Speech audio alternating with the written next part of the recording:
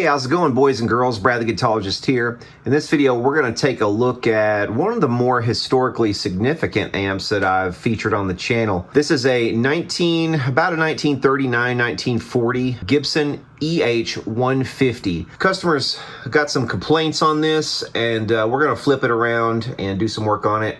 If that sounds like something you'd be interested in, definitely stick around. Okay, first things first, got this plugged in. The customer said that he's having issues with the microphone channel is too loud and the instrument channel is too quiet. So,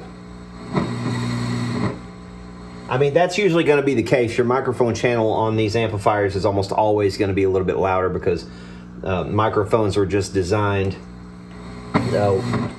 with a different impedance than instruments. So that's common. One unusual thing about this is that the output tubes, the 6L6s, are here, and the 5U4 is here in the middle position. So that's unusual. You don't see that. Usually you find amps with the two power tubes will be together, and that's not the case here. One thing I have noticed already is that I'm not really seeing much microphonics here on either of these tubes. At least I don't think so. Yeah, that one's, when I crank it up, get some microphonics out of the microphone channel, which you're almost always going to get some microphonics with these old octal tubes.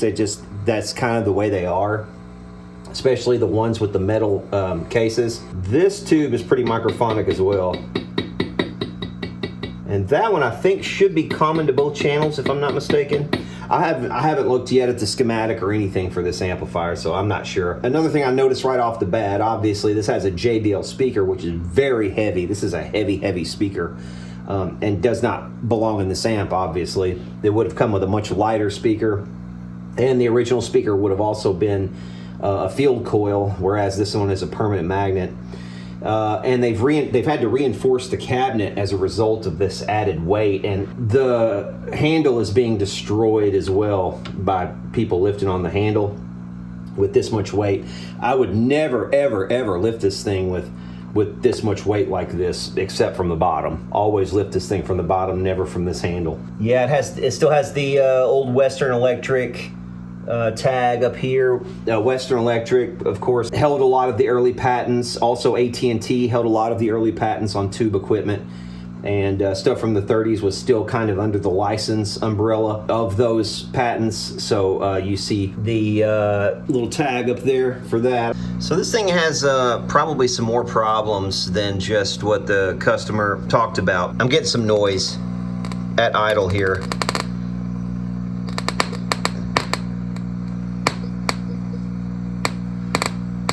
Some popping and some frying of bacon kinds of noises that I usually associate with like a bad resistor, something like that maybe. But I tell you what, let's see if we can't reproduce the problem that the customer is complaining about. Yeah, you can hear all that crackling that's going on. Most likely that's a bad resistor somewhere. Let's go into the mic channel first and see what we get out of this.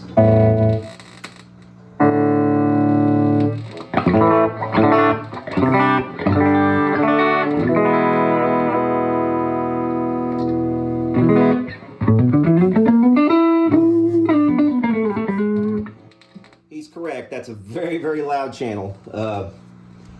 And the JBL, I'll be honest, is probably not helping matters. If this had a little bit less efficient of an output of a speaker, that would not be quite that loud.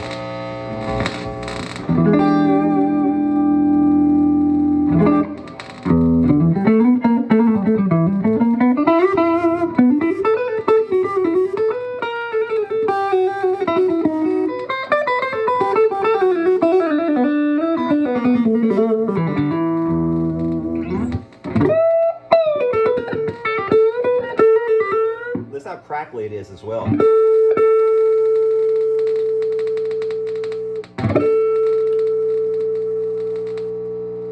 Is that a fist?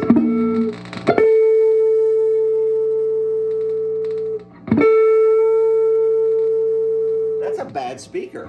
Listen to that. Listen to that. The speaker's blown. You hear that? That's a rubbing voice coil. That's exactly what that is.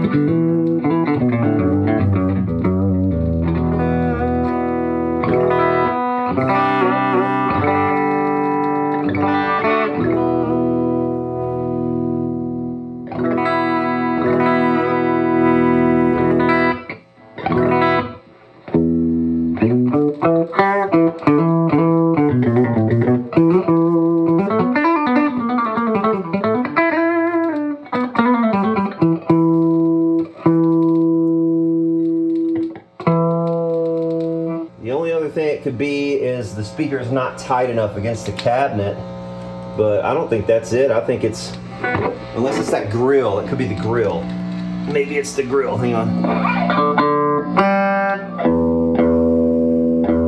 Nope. Also, the cabinet is starting to split right here on the side.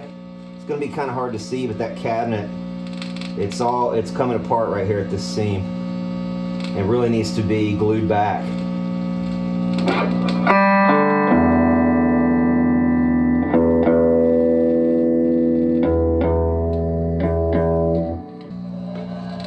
Maybe it's this. Hang on. That's what it is. Okay, it's not the speaker. That's good news.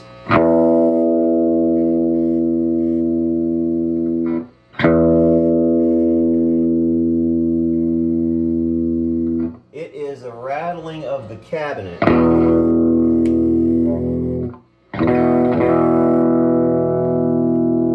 there. So it's not the speaker after all, which, I mean, it would have been very surprising. I was surprised that I thought it was the speaker, but it's not. It's the cabinet rattling over here. It's the hardware for the back enclosure that's rattling. Okay, so he's correct. That's barely on zero. I mean, that's barely off of zero right there. And it's very, very loud. Like, just already. And I have a suspicion, if I start to turn that up, it's just going to be a mess. I really don't want to... I mean, it's, yeah. It's just, it's way too loud on the microphone channel. He's right. And then there's nothing on the... Well, wait, I don't have enough. Plug in an instrument. And yeah, there's barely anything on the instrument channel.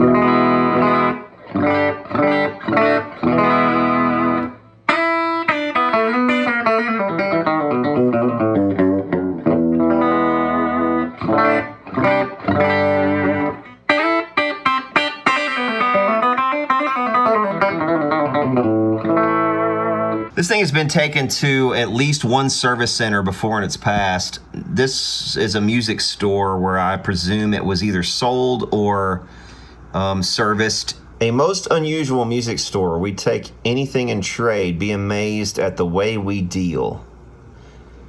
Greenfield Avenue, West Allis, Wisconsin. RF3, is that what that says? That might be 7 of 2018. This is a historical amp, and it's already been modified. So I don't think historical accuracy is really the goal here.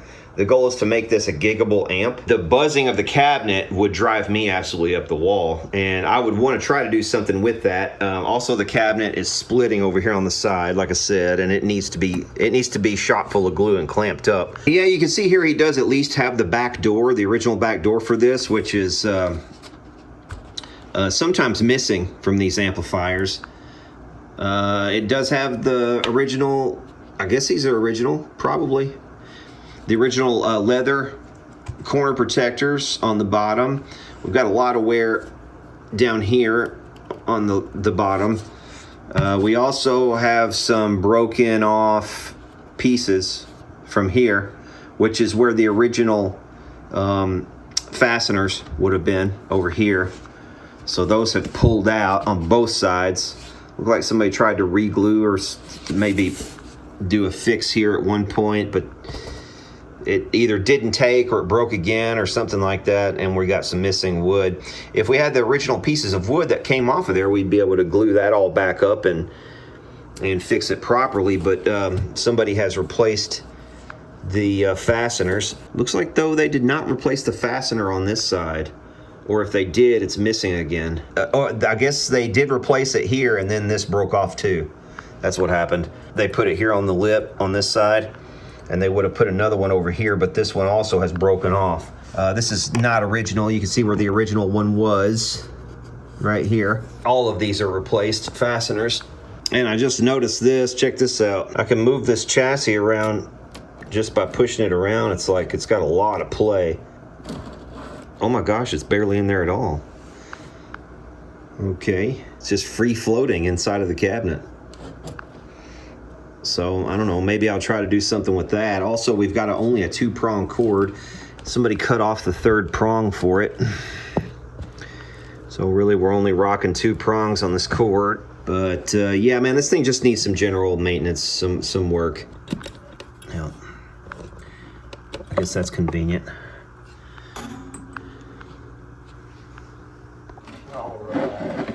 Rocking with here. Yeah, man, there's just no fasteners at all. There's a place for screws, but there are none. Okay, you can see here we've got all the tube sockets are labeled, which is good. There's 3 SQs up front, an SN, and there's one of the 6L6s, and that would have originally been a 6L6 bottle, Coke bottle 6L6, not this big thing, not the GC, I mean. And then over here we could, you're not gonna be able to see it, but it does say 6L6 right there. And this is the one we can't really see at all. It's kind of buried under the replacement socket retainer there. And it does say 5U4, I believe. So they are labeled, and this is the correct configuration here. Yeah, man, this thing is extensively modified. I think this might be the original power transformer. Of course, again, this would have been the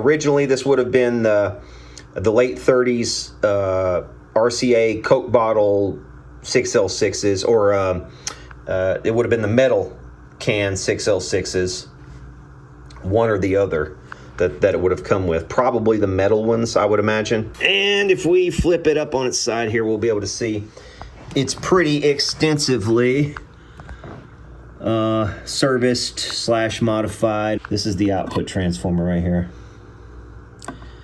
That choke up that's up on the top would not be original. That's a replacement choke to replace the field coil, which is missing when they went to a permanent magnet speaker. Looks like probably even most of the resistors are replaced as well. With these carbon composite resistors,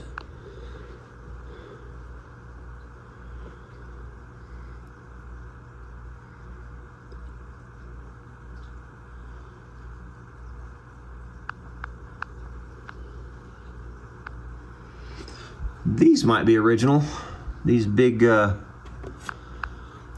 resistors here, but that's about it from the look of it. It looks like this thing has been, like I said, heavily, extensively serviced / modified. Basically, it's been rebuilt. It's been pretty much entirely rebuilt.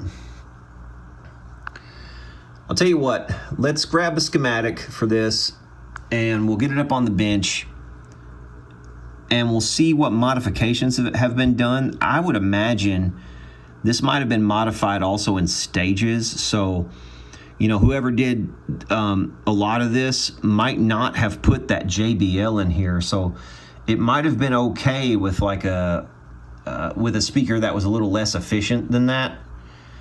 But as is right now, you know, I mean, you take the microphone channel off of 0 and it's already full blast, basically, you know. So I get what he's saying. That needs to be changed a little bit. So Let's trace out the circuit, compare it to an original schematic, and see what we can do to maybe quiet down that microphone channel, and we'll see what we can do to maybe raise up that instrument channel too.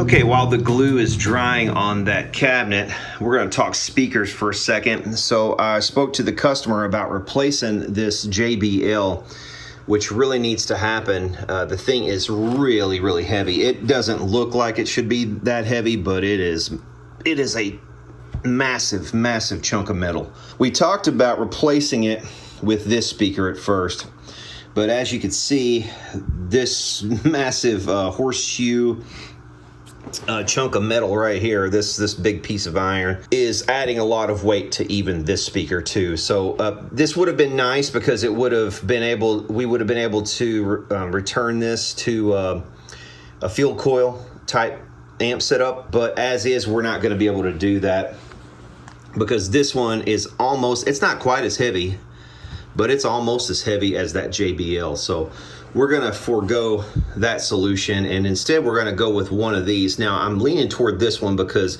for one thing, it's going to be a little less expensive for him. Secondly, I believe this is going to be about the right power handling for this amp. This is a late 1960s Oxford 12JB38. As you can see there, 465.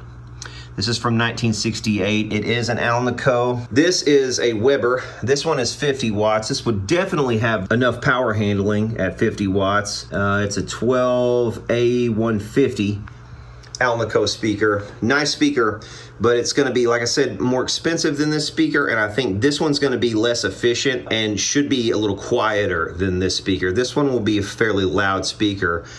Probably not that much quieter than this one, so I don't know how much more better of a solution this one would end up being. So I'm going to try this one at first.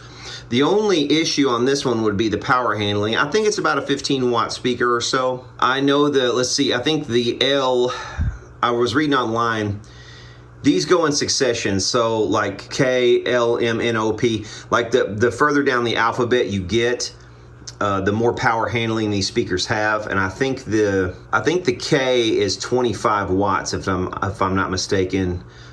This one should be around 15 watts because I think the J's are the ones that they put in the Princetons, and the Princeton's about a 12 watt amp. This amp originally is about a 15 watt, I think is what it's rated at. But we're making some changes. Instead of the 606 GCs that were in here that were putting this really well over 15 watts original rating, we are going back to something closer to the original 6L6s, and we're going to use this pair of Russian 5881s equivalents. So we're going with these 5881s. That's going to get it back closer to the 15 watts. Plus I'm going to try going with a 5Y3, which is going to lower the plate voltages quite a bit. So we should be able to get the overall output on this amp down to something closer to about 12 watts or so, hopefully. So that is going to make it so that this speaker right here will handle the output and should be the lower efficiency that we're looking for to quiet this amp down and make it a little bit more in line with what this amp would have put out originally. Okay, so a little bit more information about this particular model of Gibson amplifier. This is basically the Gibson Amp Bible, as far as I'm concerned, by Wally Marks Jr. In this, he talks about how this particular model, which is Gibson's first model amplifier, was developed in part with the help of Alvino Ray, who was a famous steel guitar player at the time, and happens to be the grandfather of the predominant singer-songwriter of Arcade Fire. But anyway, in here he describes how the amplifier itself, the chassis, was made by Lyon and Healy. They were contracted to build these early on, and the cabinets were made by Gieb. And then the cabinets and the chassis were shipped to Kalamazoo to Gibson to be assembled. And they basically had one guy at Gibson who was assembling these things, because they didn't sell a whole lot of them.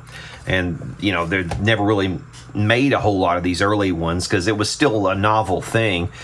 And, you know, they were kind of late to the game in a sense, because they were already beaten by Epiphone, as well as Rickenbacker had already put out a commercial amplifier, and so did K, or Stromberg Voicenet at the time, had also previously put out an actual production model guitar amplifier. Now, these were all lap steel amplifiers essentially at this time still. Yeah, you can see here a couple of pages where it describes the models that they had out. Again, they were all lap steels, and the model number has really nothing to do with wattage or anything like that. The E is electric, H is for Hawaiian. They didn't add the H until the second iteration of these amplifiers.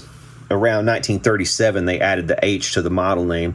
The 150 just stands for simply the amount that it cost, $150 for the amplifier and guitar, Hawaiian guitar, that is, outfit, the whole thing with the case and cords. The whole thing was $150.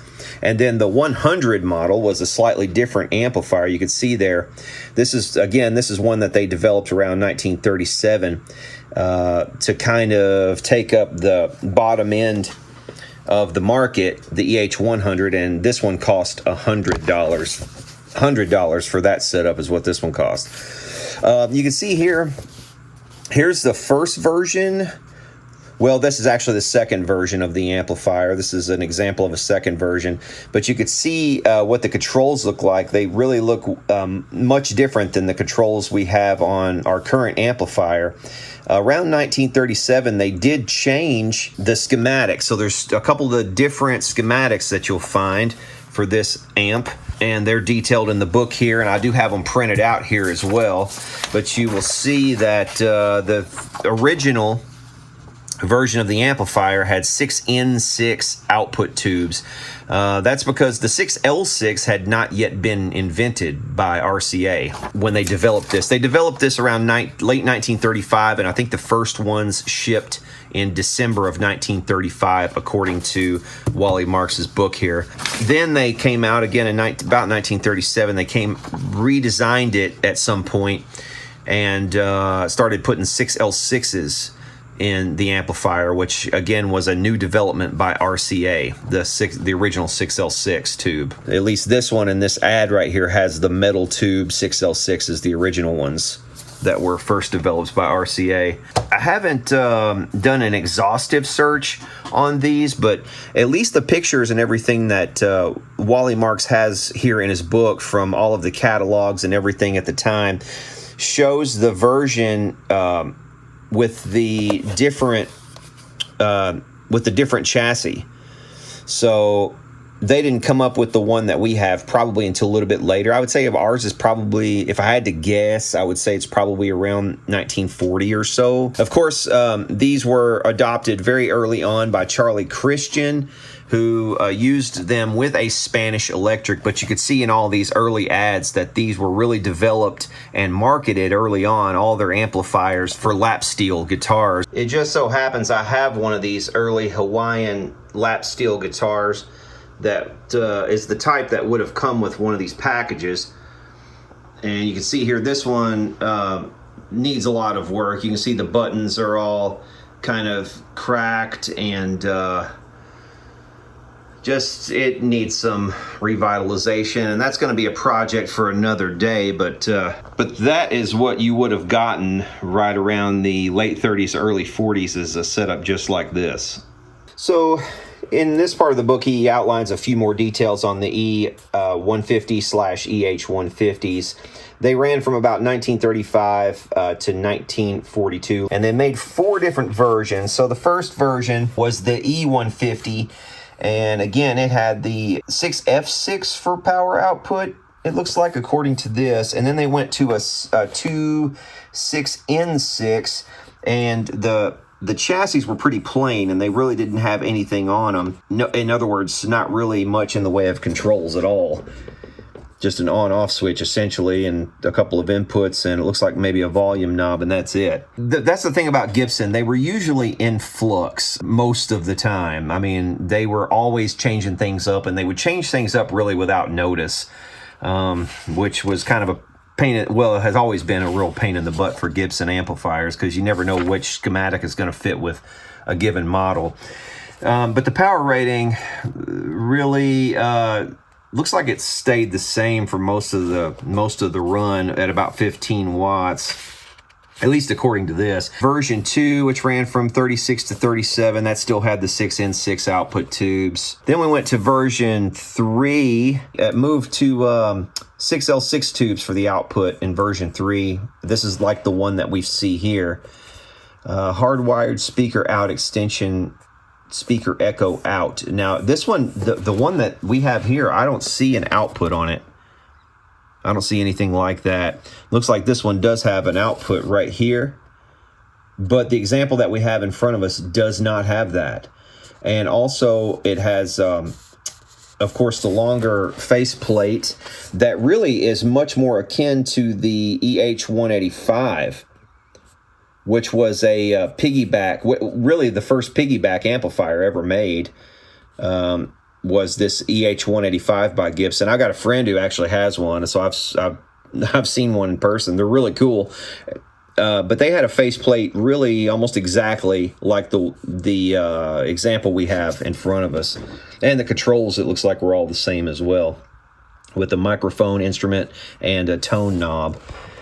But you can see here the version 2 or the version 3 that they talk about here is it doesn't show that, at least not in the photograph. And then when it goes, by the time it gets to version 4, which started in about 41, it goes to this tombstone looking shape for the cabinet. So ours is definitely a version 3. So we're looking at somewhere between 1937 and 1941-ish. But the thing is, who knows exactly where it is? I would say it's probably kind of at the later end of this run, I would imagine. Like I said, probably around 1940 or so is my guess, just simply because of the different face plates and everything. I would say probably what happened is Lyon and Healy used these face plates until they kind of ran out, and then they moved to the other style of face plate, like this one, when they went to the EH-185, because then they could actually use it for this amplifier and the EH-150 both.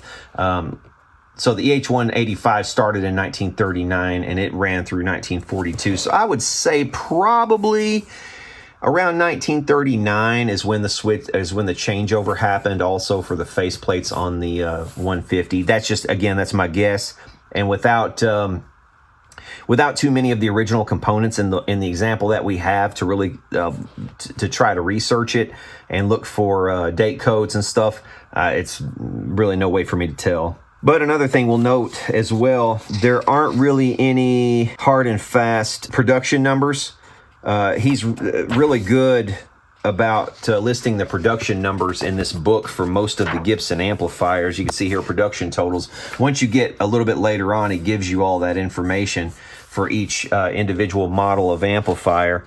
But this is so early, they didn't even have production totals yet, and it's likely that even though they sold a lot of this model, I mean, a lot is relatively speaking, because it was still a novel thing. I would say there are not very many of these that were ever made, and certainly not even very many that are left. So it's a privilege to even lay eyes on one of these, let alone be able to lay hands on and repair one of these. Okay, let's take a closer look at the schematics. This is the 6L6 version, the one that we have here, and we can see on the microphone channel, it comes in. It's kind of hard to read here, but comes in. We got a gain stage here. Then it goes through a 0.01 capacitor, 500K pot, and then onto an another SQ7. Then it goes to, let's see, where does it go to from here? Okay, so it actually skips over this SQ7 and then gets sent directly to the 6N7. But we have a cathode bias stage here, we've got a 20 microfarad bypass capacitor, 20 microfarad bypass capacitor here. The 6N7 actually does serve as the phase inverter. A lot of these early guitar amplifiers, they did not have tube phase inversion. As far as I could tell through all my research, tube phase inverters were invented by Nat Daniel when he did his work with Epiphone. He just never claimed the invention, and he's the first one that I've ever seen use that particular phase inverter in a guitar amp. And in fact, I've never even seen anyone use anyone earlier than Nat Daniel use a phase inverter. It would have been 1935. Use a tube phase inverter in a guitar amp. I don't know. Someone out there might be able to dispute that. We have a 0.1 capacitor here on this side, a 0.1 over here on this side of the phase inverter. Now the 6L6s, there's no cathode bypass capacitor at all. Okay, so that's if we wanted to add one, we could. I don't think we're going to. It's hard to even read that. I don't know what the value of the bias resistor is on this output. It's impossible to read that one. And this one here, if there is one on it, I don't see it here either. It looks like it just is coupled directly to ground without a resistor at all on the older version with the 6N6s. Maybe they found they didn't need one to bias it appropriately. Yeah, this one doesn't have a bias resistor at all, indeed, and I still can't read what that is supposed to be. It looks like maybe it's 200 ohm. So we're going to have to change that bias resistor to accommodate the tubes that we've put in here. Again, this originally would have come with regular 6L6s, but we're sticking something that's closer to like a 5881 in it. That way we can put something that's a little more modern and perhaps a little more reliable, because I'm running real low on Coke bottle 6L6s. I don't even know how many of those I have left in my stash. I might have a handful of the metal ones, but who knows, what condition they're in or how long they'll last if I put them in here. And plus I'll have to go searching for them to even find them. And they would cost more than he's probably willing to invest in this. So what I'm going to do is I'm going to use some Soviet era tubes that will approximate 5881s for this output, but we're going to have to change the bias resistor. And again, I think that's a 200 ohm. We can see why the instrument channel obviously is quieter, because we're coming into the instrument input here. We're going through we're going directly into the volume control before it even gets to a gain stage. So right away we're loading this down, this input into the first gain stage there with a 500K pot. We've got nothing really in between it. We've got nothing in the way of grid stopping resistor or anything like that. We're coming out of it, and then it's getting just mixed directly into the line here. We've got no mixing resistor like before that. So usually you would see, like, let me get rid of that so I can write. Usually you would see something like, at least like some kind of little resistor here, like maybe I don't know, maybe a 2K or something like that. You know, something that's gonna basically say don't go this way, and it's gonna separate the two channels in a way. It's gonna it's gonna help mix it. We don't have that in this amplifier at all. It just gets mixed directly, and plus you can see here this stage is using the same bias resistor and bypass capacitor as this second stage. So what we might do is experiment with the biasing of these two stages right here. We might experiment with changing this. It looks like it might be that looks like a 1 meg to me. This one looks like a 3 meg possibly over here. So we might experiment with changing that value and see if we can't get a little bit more oomph out of this channel. It does show an unspecified value for a capacitor right here. So there's some kind of capacitor here as well in this network. And it goes to a 1 meg control here. Now this is going to be for tone. This is the treble cap. So treble frequencies are being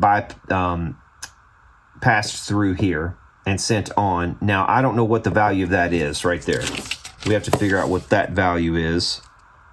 And then we have that 1 meg pot. We're kind of limited in what we can do, to be honest. The only other thing we could really do is if we wanted to, instead of mixing this channel in back here, we could, I was going to say we could mix it in before this stage, but this stage bypasses this altogether, so that wouldn't help. The only other thing we could do is, let me see if there's a substitute for a 6SQ7 that might be have a little more oomph behind it. This is a really cool little book. This is from the 50s, I think. This is just basic bass connections for receiving tubes. And if we go to the 6SQ, so we've got a SQ7, SQ7 GT, SR7, ST, SZ. So we'll look up these and see if any of those have a higher amplification factor than the SQ7. The 6SQ twin dial with a HIMU triode. That's what we have to replace, and this has an amplification factor of 100. So we're not getting bigger than that. The ST7 has an amplification factor of 70. An ST would bring things down if we wanted to bring them down. If we discovered that our microphone input is still too loud, we could actually replace one of these with a 6ST7 or even a 6SR7. A 6SR7 would bring that amplification factor down to 16. But we would only do that on the microphone channel. We still have to try to find a way to bump up the instrument channel, and I'm not exactly sure what we're going to do. I mean, short of changing this maybe to a 1 meg pot, I'm not sure what this value right here is of this resistor, but we could look at the value of that and possibly change that. Anyway, this is kind of the thoughts that I've had so far, but we're definitely going to have to rebias it. So let's do that first. We'll do the rebiasing, and then we'll get the chassis in the amplifier and just see what it sounds like. Oh, also we have to troubleshoot that crackling. Okay, we're firing this thing up for the first time up here on the bench. I'm going to dial it up on the Variac over here. Okay, so this is going to be our plate voltage here. This is going to give us the plate current, and this will be our input voltage here. Let's go ahead and dial her on up a bit. Okay, any second now, our rectifier should start rectifying, and then we should get some readings here. We should start getting some voltage. There we go.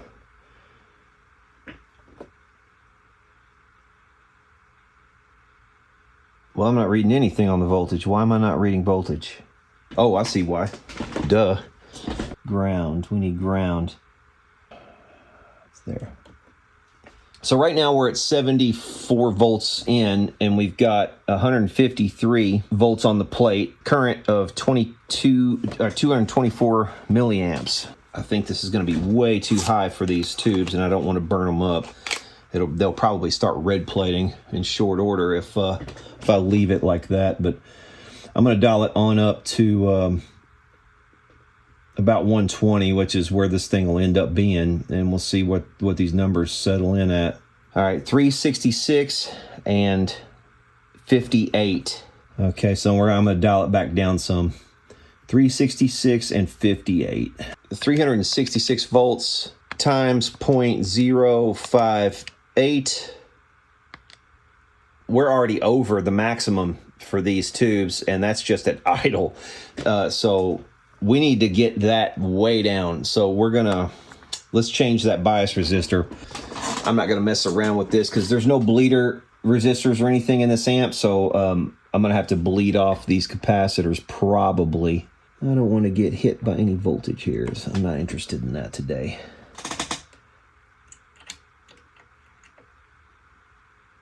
Basically, I'm just coming off of the reservoir cap there, and I'm using, this is about a 100 ohm resistor, and I'm just going to ground through that 100 ohm resistor, and you can see everything's pretty much bled off there. So I am just going to cut this lead.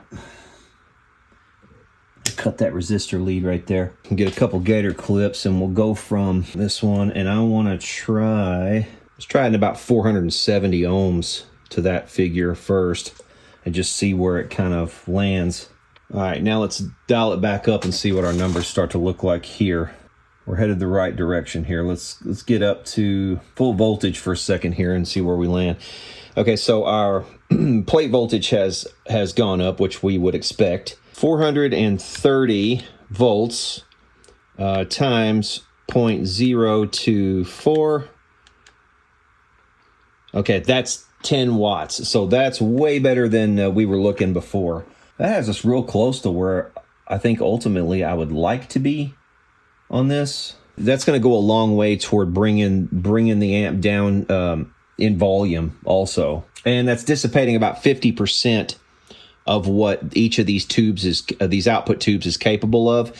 And that's going to put it in a realm where these tubes should last a while. So I think I'm just going to solder that in and try that out. Let's discharge these caps again. And you can see when I discharge, this drops all the way down. When I release this from the chassis too, that should pop back up a little bit. It'll recover some, but that's got it discharged to a safe level. So now we can solder that in. The resistor that I plan on installing here is a 470 ohm at 5 watts, and I'm not sure if that wattage level is going to be appropriate there, so we're going to check that. I think it should be fine, but we'll double check. So what I'm doing is I'm measuring the voltage drop across this resistor, and then we can calculate what we need right there. Okay, we're up to 120. And voltage drop. We are dropping about 26 volts through a 470 ohm resistor. Voltage drop squared, 27 squared, divided by our resistance, which is 470 ohms.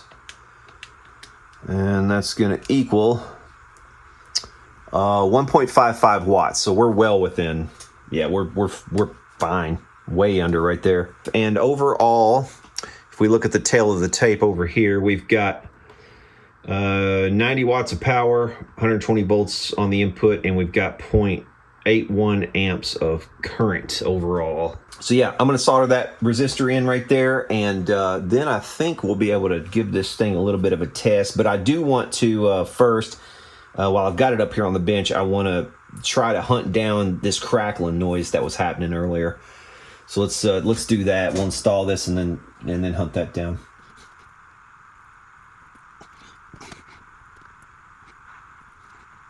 One other thing we obviously have to do, I haven't mentioned it yet, is replace this power cord because somebody clipped off the ground lead. So we need to make that a 3-prong again, so that needs to be replaced. Okay, I'm not quite yet done buttoning everything back up, but I've seen enough here to know that I think this is probably gonna end up working. The only thing that I'm iffy about at this point is the instrument channel is still a bit, I mean, it's quiet, but I think it might end up just being quiet. That's probably all there is to it, unless I can go in and change. I could go in and change that pot maybe and eke a little bit more out of it. But honestly, I don't know how much it's worth it, because you probably will only ever plug into the mic channel on this. I mean, that's the way I would run this amp. Just plug it into the mic channel, because it's got more gain stages anyway. Plug it into the instrument channel, you're just robbing yourself of an extra gain stage for no real reason, no real benefit. But for now, I mean, this microphone channel sounds great, and it's way quieter than it was. It's not rattling the floor, you know, and to the point where it's basically rattling this cabinet apart. This cabinet can't handle what that JBL is capable of putting out, but this little thing, it's actually way more appropriate.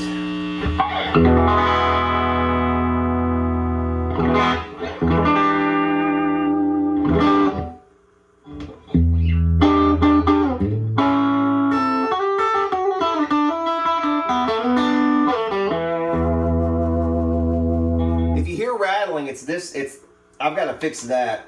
It's loose. As a matter of fact, I'm going to go ahead and do that. Okay, whoever installed these, riveted these on, and this one is just loose. So let's see if we can't tighten it up a bit.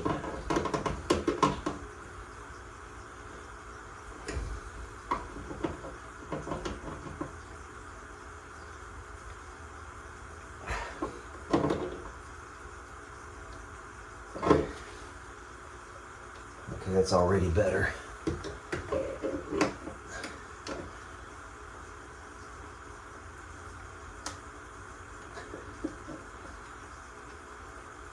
Okay. That's way better. I think that got it. I might as well go ahead and do all of them.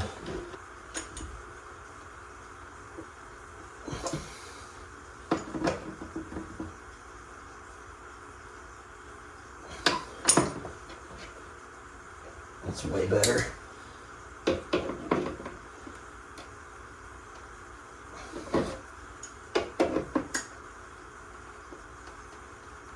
Okay. This one I'll have to get when I shut this thing off, because it's too close to the tube. Oh yeah, way better.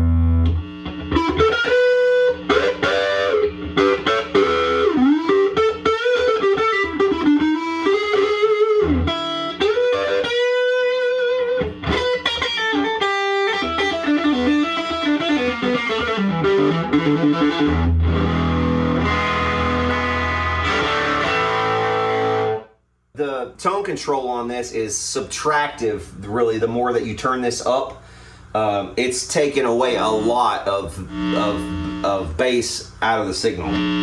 It basically takes away everything but the highest of the highs the more you turn this up. If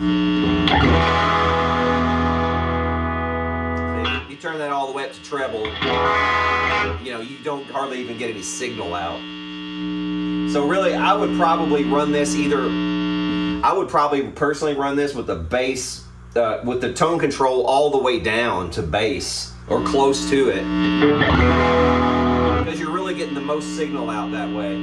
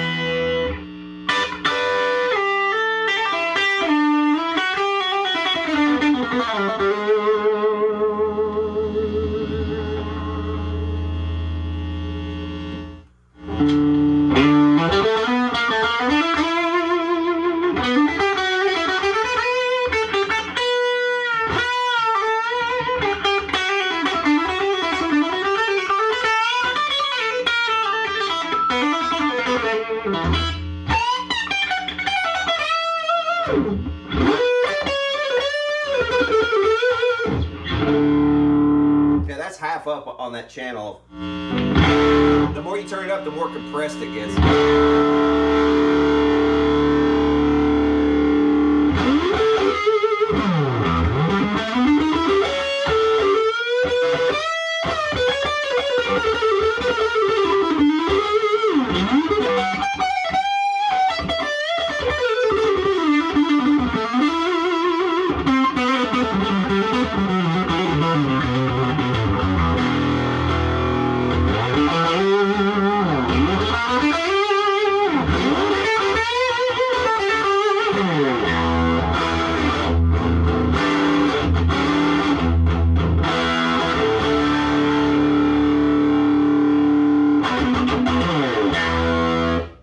This is about as loud as it gets right now on the instrument channel. Let me turn that microphone channel all the way down.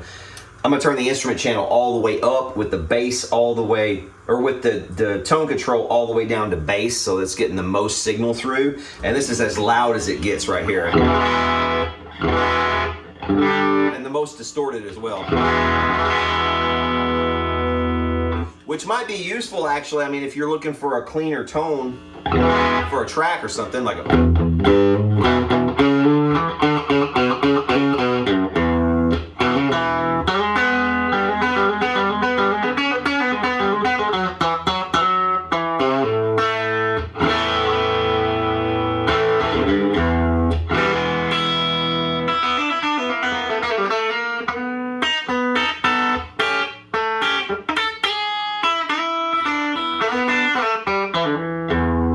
playing low output single coils here, so channels are way more useful with a guitar with humbuckers for sure.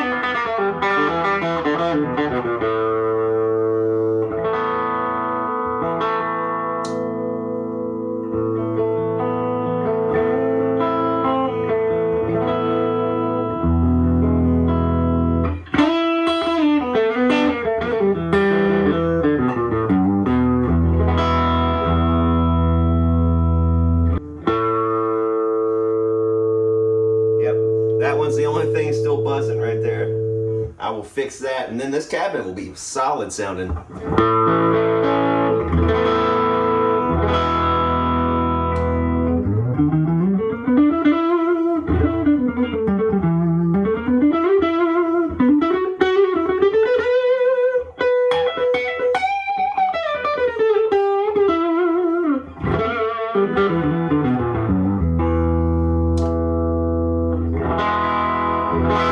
It's way more useful with humbuckers. I'm going to try to convince them to leave that channel alone, honestly, because if I make that a two-stage channel, it's going to be exactly the same as the microphone channel anyway, because they're all SQ7s, so it doesn't matter.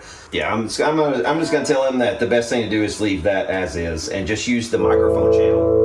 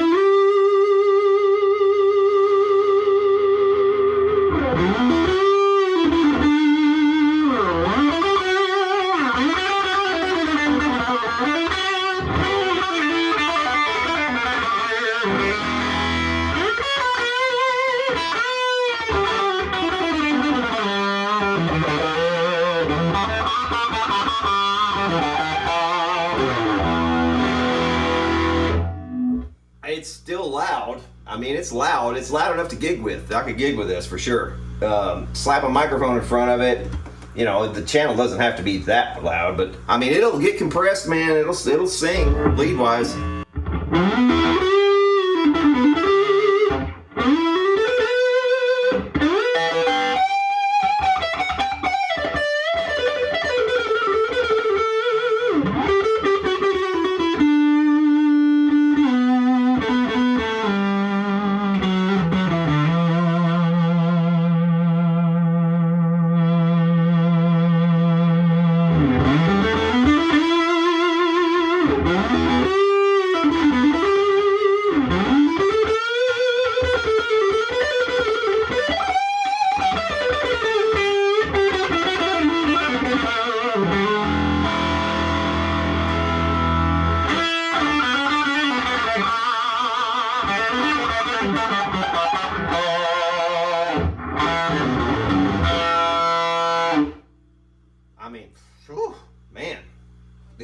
it's rowdy. It's rowdy, man. Well, like I said, I'm gonna try to tell him to leave the first channel alone because it's good enough like it is with humbuckers, and it's and the thing is, like I said, if I were to change this so that it routes through another gain stage, then it's going to be exactly like the second channel anyway. It makes no sense to do that. So, and that's pretty, you know.